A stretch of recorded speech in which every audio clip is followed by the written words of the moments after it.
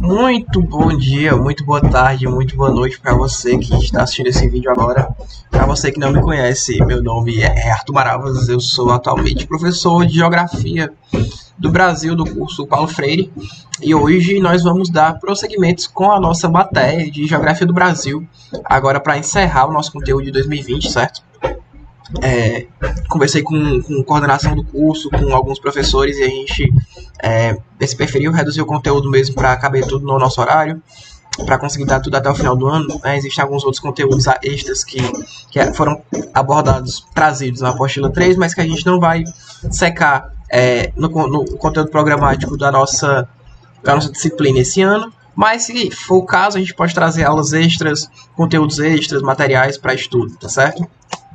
Hoje, na nossa aula, a gente vai dar prosseguimento, peço até perdão aqui pelo aplicativo, ele estava dando problema em gravar diretamente da apresentação, então tive que começar gravando aqui do aplicativo. Hoje, na nossa aula de número 25 ou 26, a gente vai estudar como nosso último conteúdo desse ano, como havia conversado com vocês, sobre o agronegócio, certo? E aí a gente vai dividir nosso conteúdo em dois, a agricultura em geral e a agricultura do Brasil. E aí, para dar início à nossa matéria, a gente tem que pensar, só colocar aqui o cronômetro para marcar cerca de 50 minutos, porque senão a aula vai mais de uma hora. Vamos lá. E aí, pra gente iniciar o nosso conteúdo programático de hoje, a gente vai estudar agricultura em geral, certo? E para dar início à nossa conversa, a gente tem que pensar em agricultura em geral como uma atividade civilizatória. Civilizatória, desde o início da civilização global, repito, desde o início da civilização global,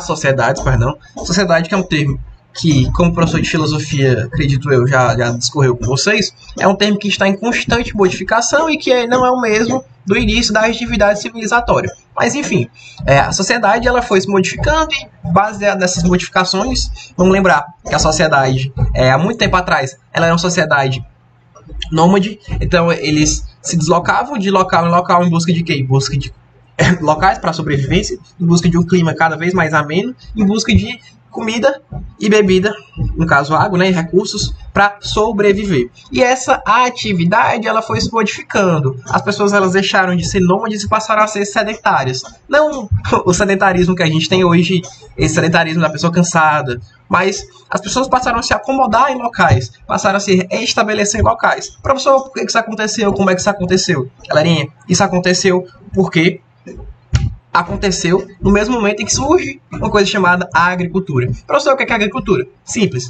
Plantar e colher. Plantar e colher é agricultura, professor? Plantar e colher é agricultura. Ah, professor, mas essa definição está muito simples. Simplificar, né, galera? Para aprender mais fácil. Mas então a base é essa. A partir do momento em que a sociedade ela foi evoluindo e ela foi se adaptando aos novos espaços, uma adaptação que ficou cada vez mais tranquila. Por quê, professor? Porque ela foi conseguindo desenvolver meios para enfrentar os desafios da natureza. Que desafios são esses, professor? Desafios naturais, desafios terrestres de relevo, como montanhas, como serras, como morros, desafios de clima, como chuva, como sol, como calor, certo? E também a gente tem que pensar em biomas, a gente tem que pensar em deserto, a gente tem que pensar em savana, que são desafios que o homem sempre enfrentou. E baseado nessa facilidade, repito, baseado nessa facilidade de enfrentar os desafios da natureza, é que a atividade civilizatória ela foi se desenvolvendo. Passaram a surgir vilas, os homens passaram a se acomodar, se aglomerar cada vez mais em locais próximos uns aos outros, e aí foi que se desenvolveu o que a gente conhece como escambo, né, galera? Vamos lembrar lá da aula de comércio. O escambo é uma troca de uma coisa por outra. Baseado em quê? Baseado na necessidade. Sempre, né? A gente não fala de lucro de início. Em nenhum momento em que a gente vai falar de lucro. Na parte introdutória, nesse início de uma atividade civilizatória. A gente tem que pensar em um desenvolvimento de meios para facilitar o enfrentamento do homem às condições da natureza. Repito, a gente tem que pensar em meios de facilitar o enfrentamento do homem à natureza. Enfrentamento de quê? Da fome, da seca, das dificuldades naturais, como o relevo, como o clima, como os biomas, certo? Então, para facilitar, o homem foi se desenvolvendo e surgiram os primeiros núcleos humanos, os primeiros grupos, as aglomerações, e aí é que fala de uma atividade civilizatória. A partir de um momento em que geram-se aglomerados, conglomerados humanos, e nisso vão se desenvolver as primeiras vilas, as primeiras cidades. Cidades, que é um termo que vem bem depois, né? As primeiras regiões aglomeradas de seres humanos, que aí depois lá na frente a gente chama de feudalismo, né, desse sistema feudal, onde existiam as vilas com os castelos, com as terras dos senhores feudais, e que hoje esse sistema já é muito mais moderno. Depois eles fogem, eles saem, e aí se desenvolvem os burgos, a gente fala das grandes navegações, e depois a gente fala de uma sociedade cada vez mais moderna, cada vez mais alterada. Mas de início a gente tem que pensar primeiro nessa atividade civilizatória, nesse início das vilas, nesse início desses conglomerados, dessas aglomerações humanas. O primeiro contato que uma sociedade tem com outra, e aí eles vão se desenvolver, cada um em uma região, e eles passam a ter contato um com o outro e começam a trocar produtos para sobrevivência. Por quê? Porque eles não têm o mesmo conteúdo, eles não têm a mesma capacidade que o outro. Então o pessoal que mora mais próximo do rio vai conseguir plantar isso, isso e isso. O pessoal que mora mais na região mais seca planta isso, isso e isso. Eles têm um contato, eles são baseados nas necessidades, repito, baseados nas necessidades, se desenvolver, vão trocar não só meio de produção, mas vão trocar os próprios produtos. Isso é que a gente chama de início de escambo, e depois é que a gente fala de comércio, certo? Mas isso é um conteúdo passado. Então, a agricultura de início, só para fazer esse destaque inicial, certo? A agricultura, ela nada mais é do que essa atividade produtiva inicial que transformou o homem de nômade para sedentário. Atividade que transformou de início o homem para sedentário. Eu peço aqui perdão pelo barulho no fundo. Aqui em casa estão fazendo uma reforma e eu não tinha como gravar em outro momento, então o melhor momento que eu encontrei para gravar foi esse. Espero que fique tudo tranquilo para vocês. Se tiver algum problema, a gente podem perguntar para mim no WhatsApp, fale comigo e a gente tira qualquer dúvida, tá certo? Bom, e aí passado esse momento inicial dessa atividade civilizatória, a gente tem que tratar de uma evolução agrícola, dessa definição do termo agricultura. Professor, como é que aconteceu? Bem, de início, como eu falei, nasceu a agricultura há quanto tempo atrás, professor? Cerca de 8.300 anos antes de Cristo. Não faz muito tempo. Mais de 10 mil anos atrás.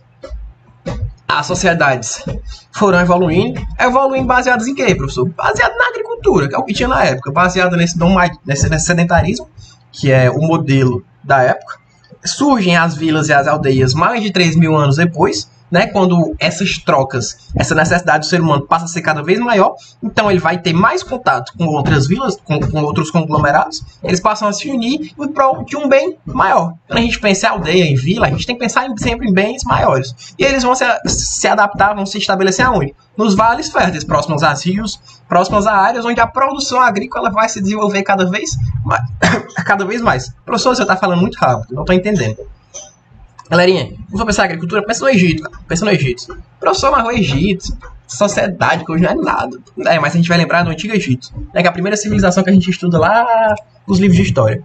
Por que o senhor está falando de Egito, professor? Porque o Egito é a primeira civilização que a gente tem contato, certo? A gente fala de livro de história, pode até ter existido outras ali também naquela região, a gente fala da sociedade sudanesa, a gente fala das sociedades árabes ali também, mas não eram árabes na época, mas hoje o que a gente tem, até para os livros de história, a gente considera a sociedade egípcia, certo? Vamos entrar em outros detalhes, uns pormenores não. Se a gente pensa na sociedade egípcia, a gente tem que pensar muito no vale do rio Nilo, o vale do rio Nilo. Professor, o vale do rio Nilo, que é isso? Mas a galera ficava do lado do rio. Eles se estabeleciam sociedades de regadio. Que é isso? Eles dependiam do rio para fazer as suas produção. Então a evolução agrícola, ela permeia por esse surgimento das primeiras vilas, das primeiras civilizações não modernas, nas civilizações antigas que a gente tem, e é aí que a gente desenvolve a primeira noção, até no próprio direito, de uma sociedade mesmo, de um desenvolvimento de relações interpessoais. No direito a gente estuda muito, tem uma cadeira só de história do direito, e a gente passa um tempão estudando direito no Antigo Egito, para entender alguns institutos que a gente tem até hoje no direito. As negociações, questão de comércio também, que na época, lembrando, não era comércio, mas baseado nessas necessidades, certo? Então o mundo, como vocês podem ver, ele vai se adaptando às necessidades do ser humano. E aí, como a gente fala de agricultura, a gente tem que pensar nessa adaptação também. Há 4.700 anos antes de Cristo, surgem os Sumérios, né? Os Sumérios. Perdão. Os Sumérios, que são essas que trazem um rompimento com esse modelo pré-existente, certo? que é a maior, que ele já se estabeleceu na região da Mesopotâmia, Rio Tigres, Rio Eufrates, e eles já trazem, mesmo sendo uma das primeiras civilizações, uma ruptura com o modelo trazido pelo Egito. Eles passam a ser a maior civilização da época, quando eles passam a residir ali na região da Mesopotâmia, passam a dominar, e aí eles passam a ser um pouco mais civilizados do que o próprio Egito, certo? A gente fala dos Sumérios, a gente tem que pensar em uma civilização. A gente já pensa realmente em estruturas que a gente tem mais próximas de hoje do que a gente tinha naquela época, certo? E aí, 3.000 anos antes de Cristo, a gente começa a falar das cidades-estado. Professor, cidade-estado, a gente fala Roma, a gente fala de Grécia também, que são estudados nos livros antigos. Roma, mais importante pra gente, até dentro da noção de direito também, porque nosso direito hoje é permeado totalmente por institutos criados no direito romano, né, com o Código de Justiniano. Mas começam a surgir as cidades-estados e começam a se delimitar definições novas entre as pessoas, certo? Entre as relações sociais, para um modelo pré-existente. Modelo de quê? Modelo agrícola. Modelo agrícola. O maior e mais importante atividade produtiva da época era a atividade agrícola. Então a gente pensa em um modelo agrícola, certo? Então surgem essas cidades-estados com uma definição de poder, uma definição de influência cada vez maior. Na Grécia a gente fala de filósofos, a gente fala da democracia, né? A gente fala muito dessa dicotomia entre Atenas e Esparta, que era um conflito que tinha na época para ver qual era a cidade mais influente, mais importante. Atenas muito mais importante no sentido político, no sentido de desenvolvimento de um modelo econômico e um modelo político. Um modelo econômico baseado no desenvolvimento político, enquanto Esparta era um modelo econômico baseado em um modelo militar, certo? Então tem essa dicotomia, mas que as duas foram muito importantes para desenvolver esse modelo de direito grego que a gente tinha na época, de democracia, que é muito diferente do que a gente tem hoje, mas que é muito importante para que a gente trace algumas questões que até hoje existem no nosso ordenamento. Falando aqui um pouco formal, mas é porque vocês têm que sair um pouquinho da caixa também desse instrumento só da escola, né? Eu trago aqui um pouco do que eu estudo também, para que a gente trace um debate interessante na aula. E aí depois vem Roma também, que já passa a ser a maior império da época. A gente fala de Império Romano, a gente fala de Júlio César, a gente fala do Sacro Império Romano Germânico, que já é a transição para a Idade Média, com a queda desse Império Românico clássico e os institutos que são trazidos pelo direito, com a criação do direito civil e do Código de Justiniano, importantes meios para traçar essa evolução agrícola. Professor, mas por que você está falando de direito e o que é que isso tem a ver com a agricultura? A atividade agrícola passou a ser cada vez mais formal, ela passou a ser cada vez mais importante para os estados. Podem perceber que a gente não tinha nada. A partir do momento que surge a agricultura, a gente fala de vila, a gente fala dos sumérios, a gente fala de cidades e estados. Então é uma evolução crescente dessa definição de sociedade que a gente tem hoje. Uma evolução crescente da definição de sociedade que a gente tem hoje. Então é muito importante a gente ver que a agricultura ela acompanha muito isso. É por isso que eu falo tanto de questões políticas, de questões econômicas, de questões jurídicas, porque elas são acompanhadas. É um desenvolvimento que segue muito o padrão econômico, certo? Depois disso, a gente tem que pensar também em alguns fatores de produção para explicar fenômenos históricos. Então, se a gente pensar em fatores de produção, lembro a vocês da nossa primeira aula do semestre, do ano de geografia, que a gente traça quais são os fatores mais importantes da geografia moderna. A gente fala de um estudo moderno da geografia. E aí eu relembro quais são os fatores mais importantes: o homem, a natureza e a terra. Aqui a gente tem um tripé mais ou menos semelhante. A gente fala da natureza, mas no caso aqui é a terra, que é o local de fixação da semente, é que define o tamanho da propriedade. A gente estuda hoje muita questão de capitalismo, muito uma questão de espaço e delimitação de espaço produtivo, né? Quanto menor o tempo para produzir, quanto maior a produção, coisas assim. Então é importante a gente ter noção também do tamanho da propriedade. Homens com propriedades imensas, né? A gente lembra lá da Idade Média que os senhores feudais tinham extensos territórios, extensas áreas férteis e aplicavam o sistema feudalista só para conseguir mais lucro, para conseguir mais poder e mais influência, até para conseguir mais servos também. E hoje ainda continua sendo muito importante essa questão da terra. Por quê? Porque vai ser um local produtivo. Não tem como fugir disso. A terra continua sendo um local produtivo e é justamente por isso que hoje a gente pensa muito na terra não só como local produtivo, mas é importante a gente traçar também não mais uma definição de senhor feudal, mas uma definição também baseada no tamanho da propriedade. Quem tiver a propriedade maior vai ser mais influente. A lógica continua sendo a mesma. Aqui a gente não fala tanto do homem, mas a gente substitui o homem pelo capital. Professor, por que substitui o homem pelo capital? Porque o homem, na verdade, a gente vai tratar mais do trabalho que ele realiza, certo? O homem ele vai se dividir em duas vertentes. Primeiro, o trabalho, que é a coisa que ele realiza, né? O fim, o meio que ele realiza, E a gente vai falar do capital, que é o fim do homem. É o fim. O que é que ele busca com essa atividade agrícola? Ele vai buscar o capital, vai buscar o lucro, certo? Além de que o capital também pode ser o meio, né? Ele vai investir para conseguir esse capital no fim, para conseguir mais lucro, para conseguir mais renda, certo? Então a gente tem que pensar o que é aplicado no campo, mas também a gente tem que pensar quanto é que ele recebe, né? O capital acaba sendo isso. E aí, quanto mais capital investido, a gente vai pensar em uma modernização maior, hoje, do meio agrícola. Porque já é difícil, já é quase impossível de desvencilhar o capital do homem e da produção. Não tem como pensar em um meio produtivo e uma relação produtiva sem pensar no capital investido, sem pensar nas relações de troca que estão intrinsecamente relacionadas com essa produção, certo? Então a gente fala muito de modernização baseada nesse capital. Por quê? Porque vai ser um investimento maior, vai ser um desenvolvimento maior da área e dos produtos. E a gente fala do homem também na questão do trabalho, que é a quantidade e a qualidade dessa mão de obra empregada. Pode ser não a mão de obra desse homem específico que está investindo no capital, pode ser a mão de obra de outros. Mas, de qualquer forma, a gente pensa muito nesse meio agrícola, até numa definição que o próprio Código Civil, que eu estou estudando agora, trata de empresa, né? Não é a mesma coisa, certo? Não são os mesmos aspectos, mas a gente pode falar justamente porque ambos eles trazem isso. Eles trazem o homem, o empresário, que ele traz o capital, ele traz esse investimento, além da questão de pensar, da questão de desenvolver técnicas de produção, desenvolver meios para a produção mais rápida, mais eficiente. E também tem os trabalhadores, que realizam trabalho que estão baseados na quantidade e na qualidade dessa mão de obra para desenvolver cada vez mais capitais, cada vez mais lucro, certo? A gente tem que falar também, certo? Que são conceitos bem gerais para a gente estudar na próxima aula, a agricultura do Brasil. Então, a gente tem que pensar nos tipos de propriedade. Primeiro, a gente pensa na propriedade privada. Propriedade privada é isso, né? Eu sou dono da terra, a terra é minha, eu faço o que eu quiser lá dentro. Isso é uma definição muito antiga, acontece desde a época da Idade Média, que os senhores feudais eram os donos das terras, e eles davam essas terras... Eles deixavam, eles permitiam que os servos eles utilizassem essas terras para a produção. O servo ficava com determinada parcela dessa produção, e o senhor feudal ficava com o restante dessa parcela produzida. Justamente por quê? Porque ele era o dono das terras. E o servo ficava por quê? Porque ele que realizava o trabalho de produzir esse determinado produto. Certo? Então tinha essa divisão.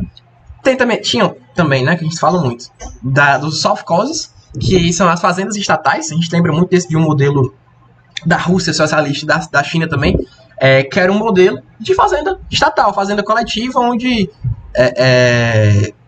era tudo coletivizado. Eles trabalhavam, eles moravam lá, e aí tudo que era produzido era dividido igualmente para todo mundo. A gente fala também de propriedade coletiva, né, que é um cenário muito semelhante. Qual que é a diferença? Estatal é porque ela pertence ao Estado. Então a produção, ao invés de ir para as pessoas, ela vai retornar para os estados, para o Estado.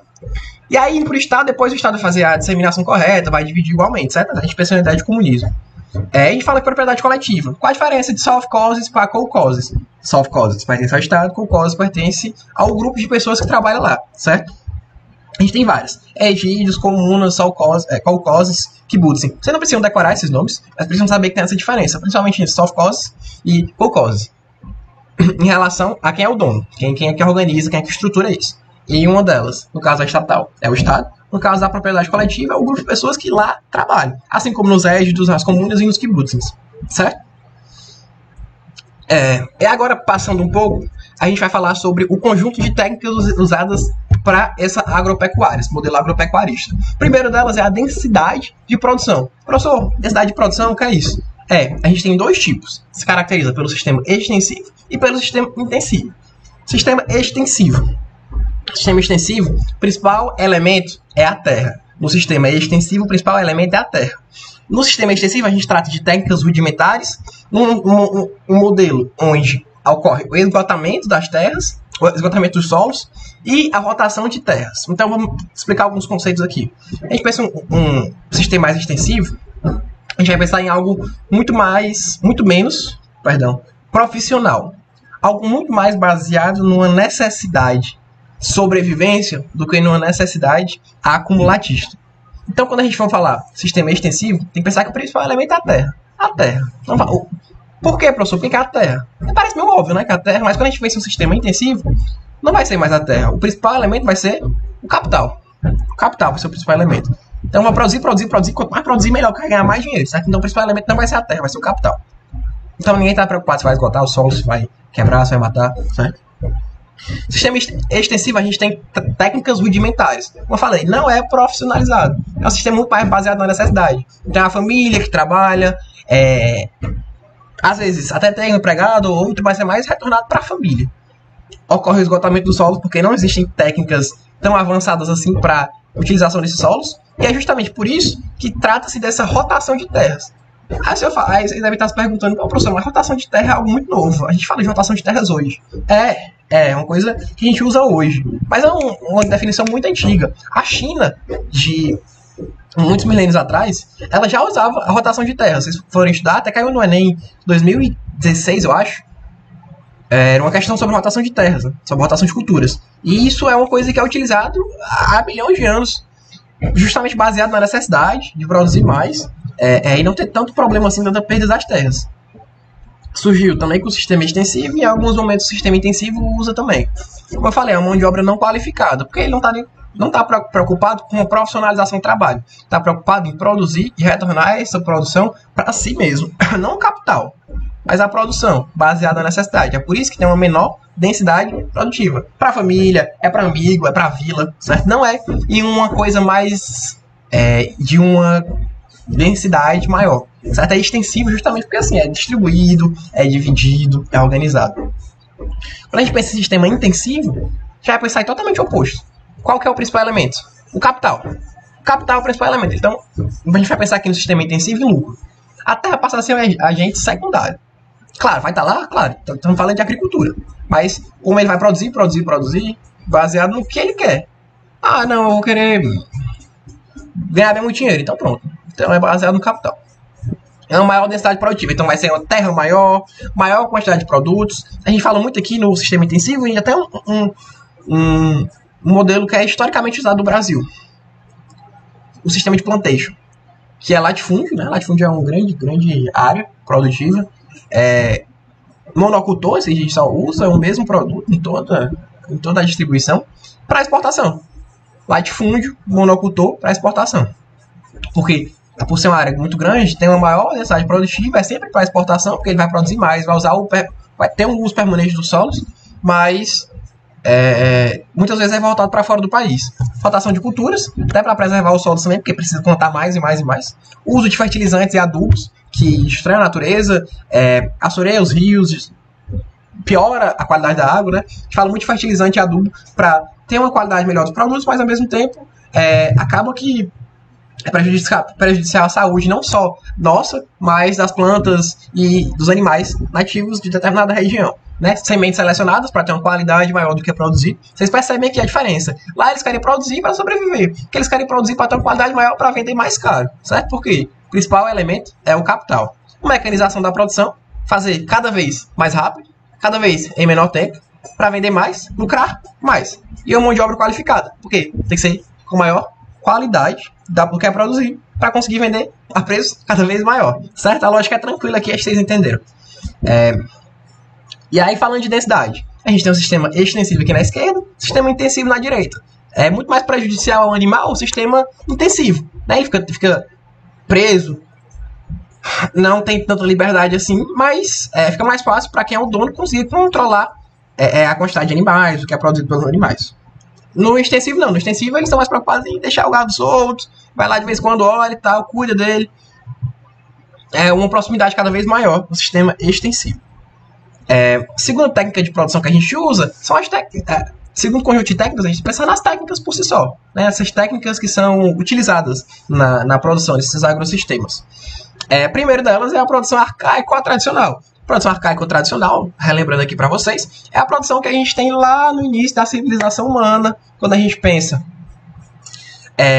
nessa transição do sedentarismo, do nomadismo para o sedentarismo. Os fatores mais importantes é a terra e a mão de obra. Por quê? Porque eles vão produzir para si mesmo. É uma produção cada vez mais rudimentar, porque é retornado para eles. Então não importa a mão de obra qualificada, é o uso da força humana e animal. Professor, e ainda existe hoje, você está falando de técnica que existe hoje. Existem sítios pequenos, em pequenas fazendas, em pequenas localidades, em pequenos interiores, certo? Então, onde as pessoas elas não vendem, elas são mais preocupadas em produzir para si. Na mão de obra e a terra para si, certo? A gente fala da moderna, que aí já traz uma ruptura com esse modelo tradicional. A moderna, que ela veio com a Revolução Industrial, a partir do momento que eles passam a ter essa vinda do uso de máquinas. A gente até falou lá na nossa aula de indústria sobre esse uso intensivo de máquinas para que o meio ele fique cada vez mais intenso, fique cada vez mais desenvolvido. A gente traz a rotação de culturas, que é algo muito positivo que até hoje tem, para preservar os solos, para conseguir produzir coisas diferentes, conseguir vender mais e conseguir ter uma parceria maior, um desenvolvimento maior. Além de meios para corrigir o solo.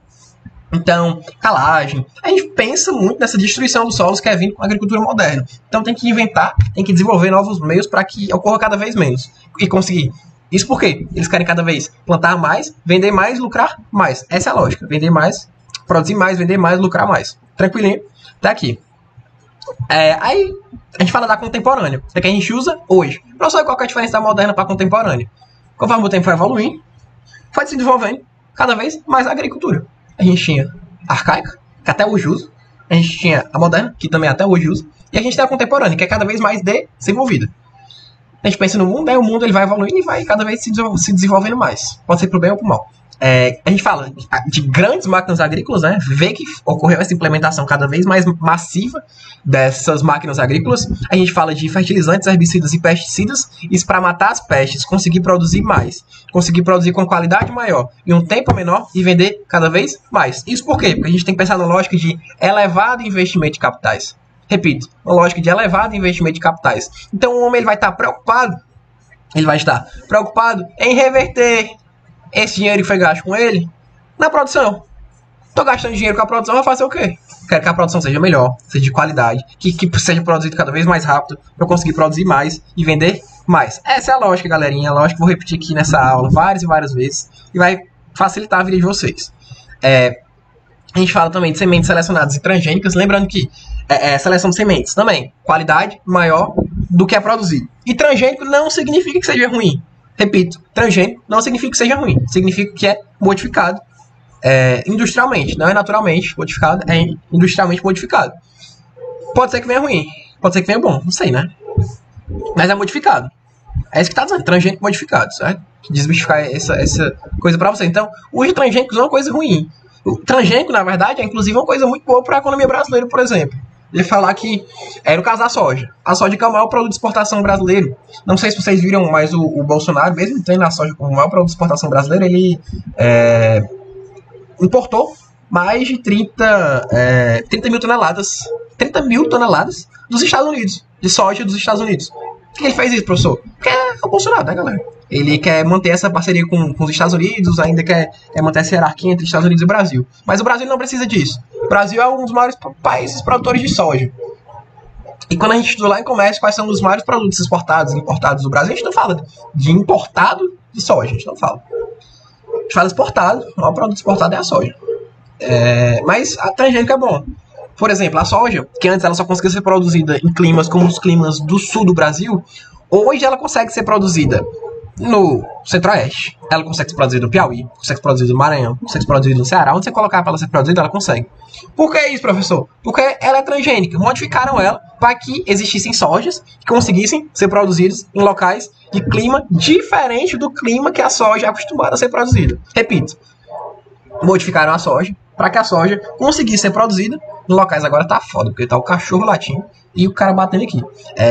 Modificaram a soja para que ela conseguisse ser produzida em locais onde o clima não fosse o correto para que ela crescesse, para que ela fosse produzida. Então o transgênico é isso. Ele modifica baseado na necessidade.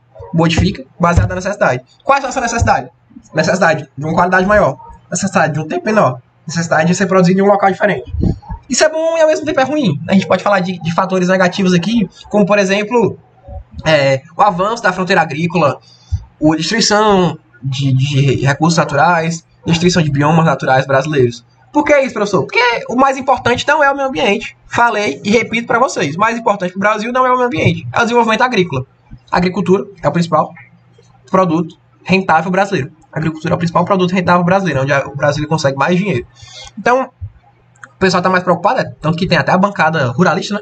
Porque eles têm importância mesmo. Está mais preocupado em produzir do que em preservar o meio ambiente. certo? Então tem essa questão da expansão da fronteira agrícola, que produz soja no centro-oeste, destrói a vegetação nativa do centro-oeste, acontece uma maior quantidade de queimadas, acontece uma destruição maior, uma matança da fauna e da flora local e nativa, certo? Então tem esse problema. Mas, em parte, é bom, porque consegue ser produzido em locais diferentes, certo?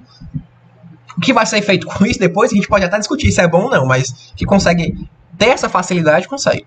Bom, na contemporânea, a gente fala também de uma mão de obra qualificada, como eu falei. A necessidade do mercado hoje, isso não é só lá em comércio, não é só em indústria. É de uma mão de obra cada vez mais qualificada. E que vocês veem.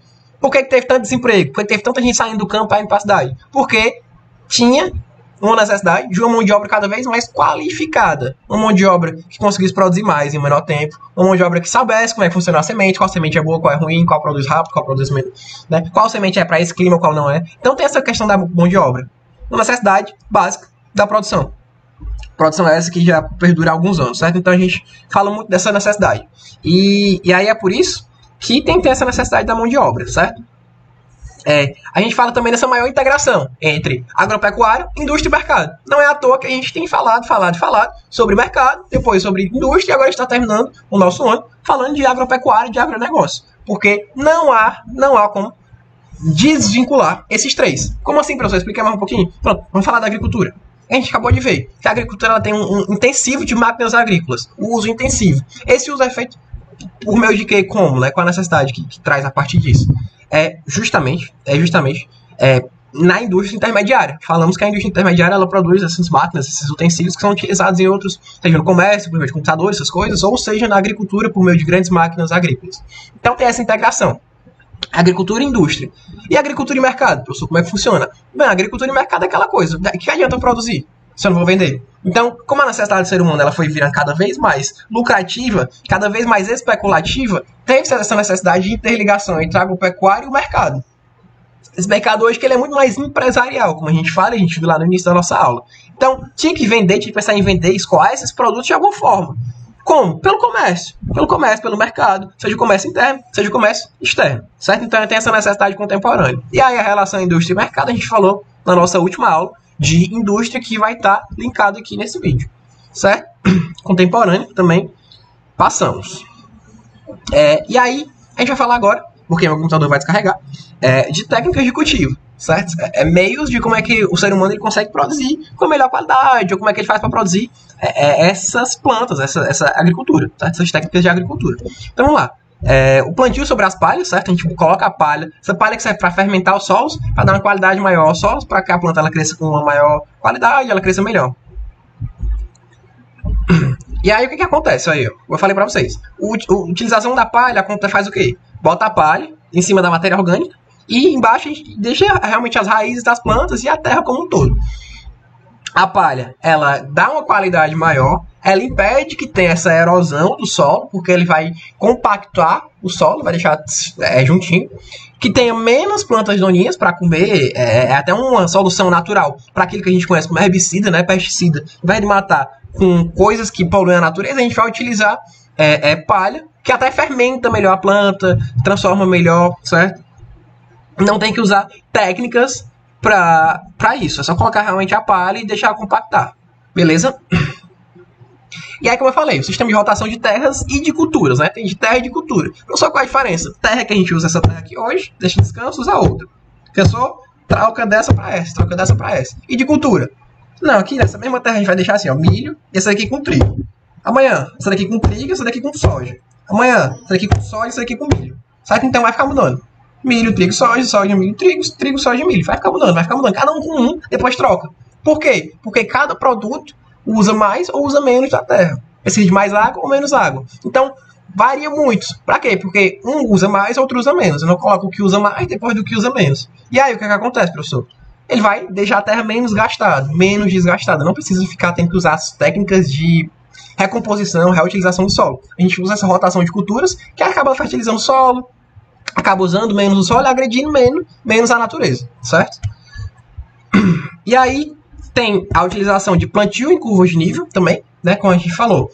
Faz em grandes elevações por conta do risco de erosão, a possibilidade de destruição advindo justamente da poluição, advindo da destruição dos habitats naturais, da fauna e da flora natural, o que acontece? Plantio em curva de nível. O que é isso, professor? Curva de nível, curva de nível, curva de nível. Lembrem lá na nossa aula que a gente falou sobre isolinhas. Isolinhas. A gente falou de mapas, a gente falou de isolinhas. Uma das isolinhas que tem é curva de nível. Curva de nível é o seguinte: a gente vai pegar uma montanhazinha, uma serrazinha, um nível, certo? Uma elevação que tem em qualquer lugar. E aí, por conta da possibilidade de erosão dessa área, a gente não vai plantar assim, ó, escalonado. A gente vai plantar escalonado não, subindo um do lado do outro não. Por que tu não faz isso, professor?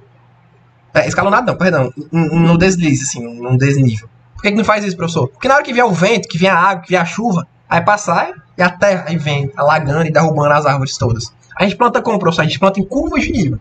Primeiro nível, faz uma rodinha e planta tantas plantas aqui. Segundo nível, desce um pouquinho, faz a segunda rotaçãozinha, coloca mais plantas. Terceiro nível, desce mais um pouquinho, faz outra e coloca mais plantas. Vocês podem ver aqui, ó, primeiro nível, segundo nível, terceiro nível. Por isso que é isolinhas, que nem as linhas. Primeira linha de curva de nível, segunda linha, terceira linha, quarta linha, certo? As linhas. Usa isso pra quê, professor? Porque se vier, por exemplo, galera, a erosão, aí vai ficar em escadinha, ó, escadinha. Aí como é que faz a erosão se vem em escadinha? Não fica. Ele vai devagarzinho, aí desce pra cá, aí para. Aí desce, para, certo? Acaba que nem tem tanto, porque a água ela para, então ela vai entrar na terra, a planta ela vai utilizar dessa água para fermentação, certo? Então, para os processos naturais da planta, então acaba que não tem um nível de erosão tão grande quanto teria se ficasse em um deslize, um desnível, certo? E aí, exemplo de curva de nível, primeiro nível, segundo nível, terceiro nível, quarto nível, como eu falei. E aí são níveis diferentes justamente por conta dessa elevação que tem em determinada área. Olha, curva de nível, primeiro nível, segundo nível, terceiro, quarto, quinto, sexto, vários. Isso é um modelo que é utilizado há vários anos. Isso não só na agricultura brasileira, na agricultura global, certo? E aí, galerinha, para dar prosseguimento aqui, a gente vai falar agora do terraceamento. Vocês sabem o que é o terraceamento? Eita, que agora bateu a ceia. Vocês sabem o que é o terraceamento? O terraceamento também é uma técnica de cultivar o solo. E é feito... É feito assim como é feito lá nas curvas de nível. É um modo de produção, certo? Ou como a gente chama de soslaio. É uma técnica de produção para conservar os solos. Para não destruir. Certo? Quando a gente vê uma certa inclinação, ao invés da gente usar também em descida, a gente faz o terraceamento. Isso para quê, professor? Aquele lá que a gente fala é muito mais da erosão. Esse daqui é da erosão laminar, da erosão do vento, certo? Esse aqui a gente fala muito mais da erosão hídrica. Vocês podem ver aqui as terras alagadas. Então a gente faz essas escadinhas para controlar essas rampas, esses níveis, para controlar a quantidade de água. Então a gente fala muito aqui do clima de monções. Em determinada parte do ano chove bastante. Como tem a produção de arroz na China, que é o maior exemplo disso, certo? Então, para plantar nessas regiões, como a plantação de arroz ela necessita de muita água, a gente faz os desníveis, as escadinhas, planta nesses desníveis, e aí por ter, em determinada época do ano, uma quantidade exorbitante de chuva, algo semelhante ao que tem na Amazônia, por exemplo, que é exorbitante, a gente deixa a plantinha lá, e aí como elas precisam de muita água, elas vão chupando a água. E aí não acontece erosão. Por quê? Porque ficam escadas. E aí, como é uma escada muito distante da outra, não tem possibilidade de descer, de fazer aquela erosão, de sair destruindo tudo de uma vez. Certo? A água ela fica, ela para, e aí o arroz vai puxando, a plantinha cresce, a gente consegue ter uma qualidade maior do que é plantado em climas ruins, em momentos ruins, como eu falei para vocês. Essas são técnicas, e a agricultura como um todo ela surge em um momento onde o ser humano ele precisa enfrentar as adversidades da natureza. As adversidades da natureza. A gente fala da geografia como uma ciência que estuda a relação do homem, da natureza e do trabalho, mas a gente tem que pensar aqui muito mais nesse enfrentamento do ser humano, as condições adversas da natureza. Então, o ser humano ele vai quebrar, ele vai ter essa ruptura justamente em um momento onde ele estava precisando de um sistema que ficasse cada vez mais fácil para ele produzir, para ele sobreviver, e aí que surge a agricultura. E aí depois ele foi inventando outras técnicas para facilitar essa produção, para facilitar o escoamento, e para que ele conseguisse enfrentar cada vez mais essas adversidades. Como eu falei, a adversidade de relevo, a adversidade de clima, a adversidade de bioma. E aqui é um exemplo claro. A adversidade de clima. São áreas que chovem muito, e aí para não ter erosão hídrica, eles fazem o que? Eles fazem as escadinhas, plantam as escadinhas, são produtos que necessitam de muita água, e aí por chover e tem muita água lá acumulada, eles chupam essa água, utilizam dessa água e no outro dia já está seco. Se chover de novo, a água continua, certo? Aí é uma coisa constante para que seja produzido, certo? Observem bem isso, lembrem-me desses detalhezinhos importantes, como o enfrentamento, a necessidade de enfrentamento, a agricultura como esse primeiro enfrentamento do ser humano às condições adversas da natureza, e aí vocês vão gabaritar as questões. Vocês pensarem em meios de produção, em forma de facilitar, escoar a produção, você tem que pensar sempre na forma que o ser humano está enfrentando a natureza. Essa facilitação do enfrentamento à natureza, certo? E aí vocês gabaritam todas as questões, certo? Como eu falei para vocês, aqui a gente tem um terraceamento, ó, faz a escadinha, chove e mantém. Lembrem da China de monções, certo? Chove bastante, produção de arroz, risicultura.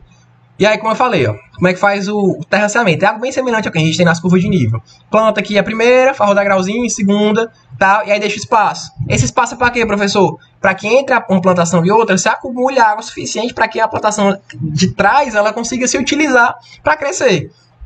E por que tinha deixado esse espacinho? Porque se fosse feito um do lado do outro, não teria espaço para que a água se acumulasse. Então, se a água não conseguiria ser acumulada dessa forma, na hora que chovesse muito, teria um deslize de terra, um deslizamento de terra, e aí destruir toda a plantação e ia levar a fazer uma erosão hídrica. E é isso que eles querem evitar. Então, bota a plantinha, deixa a área livre para que a água se acumule. Essa água vai ser chupada porque as plantas que vão ser plantadas aqui são plantas que necessitam de muita água e elas vão reter essa água e deixar a terra fértil. Segundo nível, faz a mesma coisa. Bota a área da planta, depois coloca a área onde a água vai ficar retida. Terceiro nível, quarto nível, quinto nível. Assim até acabar a região onde eles estão. Certo? E isso é feito há milhares de anos para conseguir uma plantação de qualidade, para conseguir um produto de maior qualidade também, certo? E é isso que é enfrentar as condições adversas da natureza. Beleza? E aí, para a próxima aula, a gente vai começar a falar dos modelos de produção. Modelo de plantations, modelo de agricultura itinerante, certo? E aí, forma de enfrentar essas condições adversas da natureza. Beleza? Eu fico por aqui hoje, certo? Agradeço a todos pela atenção. Eita, que eu tava clicando. Agradeço a todos pela atenção que foi me dada. Ao longo dessa semana, a gente ainda vai postar outra aula para dar prosseguimento com esse nosso conteúdo. Eu estou muito feliz com o andamento da nossa matéria, estou muito feliz com o engajamento de vocês também. E feliz que a gente tenha conseguido enfrentar essas dificuldades da pandemia, né? Mesmo com todos os problemas. Estou com muita sede e meu computador está descarregando, então eu vou encerrar a aula de hoje por aqui. Espero que todos fiquem bem, espero que todos descansem, estudem, e se precisar de mim para alguma coisa, eu estou aqui, tá certo? Um abraço, um beijo e tchau!